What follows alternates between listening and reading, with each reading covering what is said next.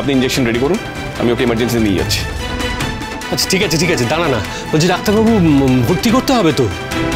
শুনুন, আমার নামে ভর্তি করবেন, যা যা ফর্মালিটি করতে হবে আমি করে দেবো, দরকার পড়লে আমি সই করে দেবো। আসছি আমি, চলুন।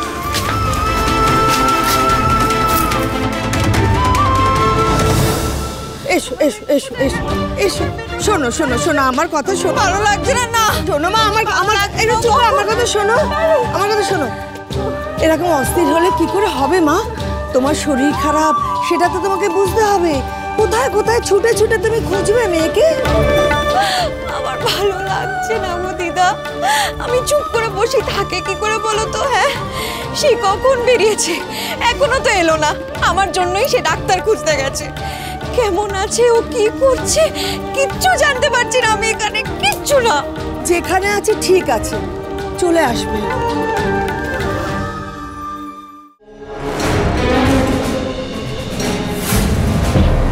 মাঝখান থেকে তোমার শরীর খারাপ হয়ে গেলে মেয়েটা তো এসে আরো কান্নাকাটি করবে, সেটা ভাবো।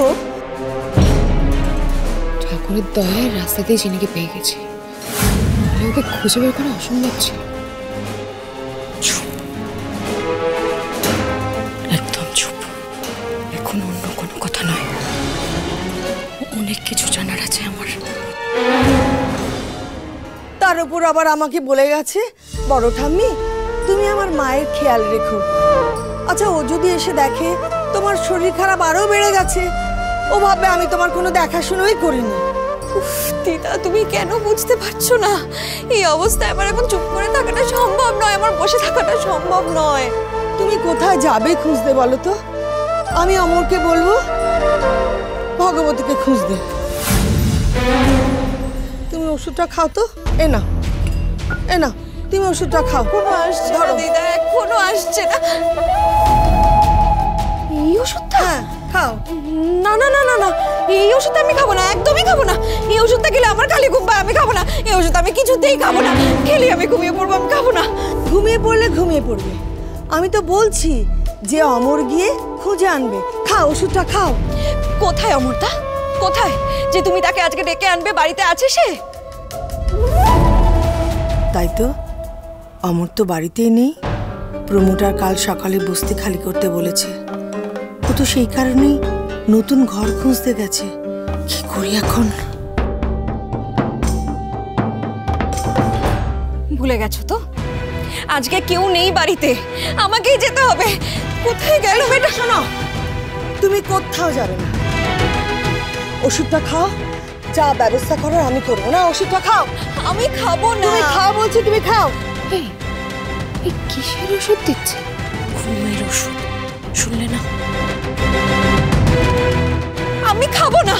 তুমি আমার কোনো কথা শোনো না। শোনো, তোমার আজকে শুনতেই হবে আমার কথা। ওষুধটা খাও, খেয়ে নাও। আমি খাবো না দিদা, আমি খাবো না। আমি তোমার কথা শুনবো না, খাও তো, খাও, ধরো ধরো, খেয়ে নাও।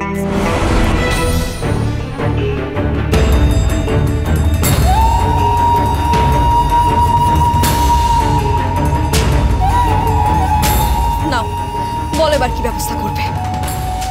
আমি ক্লাবে যাই, ক্লাবে ছেলেরা আছে, ওদের বরং গিয়ে বলি যে ভগবতীকে খুঁজে আনতে। আচ্ছা শোনো, তুমি কিন্তু ঘর থেকে একদম বেরোবে না। ওষুধ খেয়েছো, ঘুমিয়ে পড়ো। আমি বাইরে থেকে দরজাটা টেনে দিয়ে যাই, হ্যাঁ? ঠিক আছে?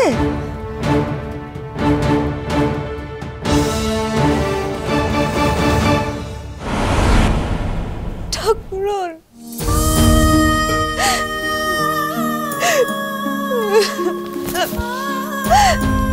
ঠাকুর তুই তুই কোথায় গেলি মা?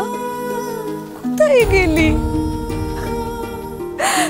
ফিরে আয় আমার কাছে, কতবার করে বারণ করলাম, যাস না যাস না যাস না, আমার কোনো ডাক্তারের দরকার নেই, যাস না। তাও আমার কথা শুনলি না। আমার আমার আর কিচ্ছু চাই না, তুই শুধু আমার কাছে ভালোভাবে ফিরে আয়, ব্যাস। আমার আর কিচ্ছু চাই না, কিচ্ছু না। ঠাকুর ঠাকুর, তুমি আমার মেয়েটাকে রক্ষা করো, ও যেন কোনো বিপদে না পড়ে, কোনো বিপদে যেন না পড়ে। ওকে রক্ষা করো ঠাকুর, ওকে রক্ষা করো। আমার কাছে ফিরে আয় মা, আমার কাছে ফিরে আয়।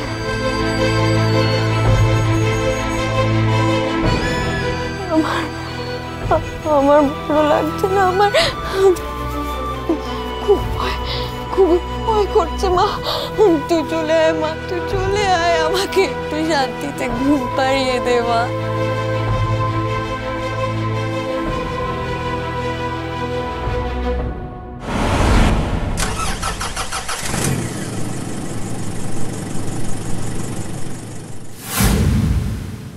সেই বাবা বেরিয়ে গেল। আমি কত চেষ্টা করলাম কিন্তু বাবাকে আটকাতে পারলাম না। ভগবতীকে নিয়ে বেরিয়ে গেল, দিদুন পর্যন্ত আটকাতে পারলো না। মা থাকলে পারতো, কিন্তু মাও যে এই সময় কোথায় গেল না।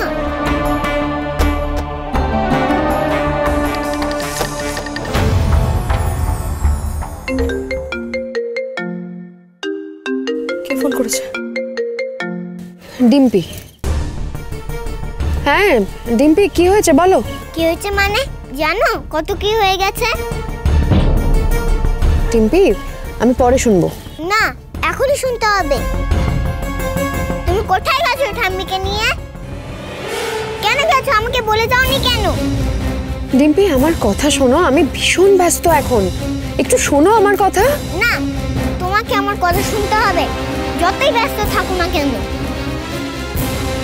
তুমি জানো বাবা ওই মেয়েটাকে নিয়ে হাসপাতালে ছুটে গেছে। কিছুতেই আটকানো গেল না, কেউ আটকাতে পারলো না। ওই মেয়েটা জিতেই গেল, তুমি কিচ্ছু করতে পারলে না। ডিম্পি, আমি তোমার কথা বাড়িতে এসে শুনবো, আর যা করার সেটা বাড়িতে এসেই করব।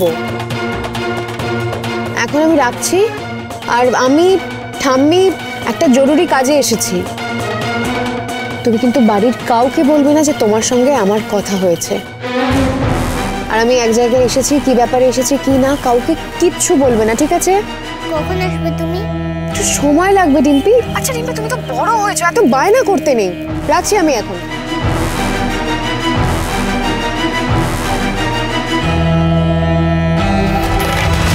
বুঝলে বলো তো? স্মৃতি আছে কি নেই সেটা বোঝা যায়নি, বাকি তো সব ঠিকই দেখলাম। তবে হ্যাঁ, কথাবার্তা একটু উল্টোপাল্টা বলছে। ওটাই ওইভাবে কথা বলাটাই আমার কেমন যেন একটু লাগলো। মনে হচ্ছে স্মৃতি নেই। যদি না ও খুব ভালো অভিনয় করে থাকে।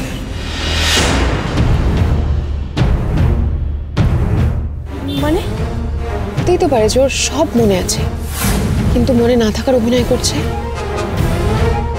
হয়তো দ্রোণকে ওই খুঁজে বের করেছে, তারপর ইচ্ছে করে নিজের মেয়েকে দ্রোণের পেছনে লাগিয়ে দিয়েছে, যাতে ওর মেয়ে দ্রোণকে ওর কাছে নিয়ে যায়। হয়তো ইচ্ছে করে নিজের সামনে আসছে না, হয়তো ওর মনে ভয় আছে যে ওর উপর অ্যাটাক হতে পারে, সেই জন্য। পালা, কি বলছো বলো তো? তুমি কি বলছো? তার মানে তুমি বলছো যে এগুলো সব চিনির প্ল্যান করা? হতেই তো পারে, তাই তো বলছি যে কোনো ঝুঁকি নেওয়া যাবে না। এতগুলো বছর আগে তো ওকে আমরা শেষ করে দেওয়ার প্ল্যানই করেছিলাম, তখন হাত পিছলে বেরিয়ে গেছিল। তো না, এবারে যখন খুঁজে পাওয়া গেছে আর কোনো ঝুঁকি নেওয়া ঠিক হবে না। ওকে হাতছাড়া করা ঠিক হবে না, আমি তোমাকে বলে দিচ্ছি। আর উল্টো দিকে ধরো, ওর স্মৃতি নেই, আর দ্রোণ ভগবতীর হাত ধরে ট্রিটমেন্ট করার জন্য চিনির সামনে গেল। তখন বুঝতে পারছো তো কি হবে? সেই জন্যই বলছি, বারবার করে বলছি যে চিনিকে এখানে ফেলে রাখাটা ঠিক হবে না।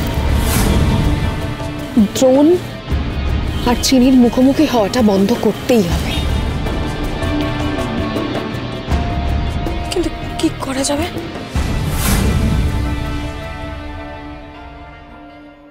সব দায়িত্ব মা নিয়ে নিয়েছে, বুঝতে পেরেছো?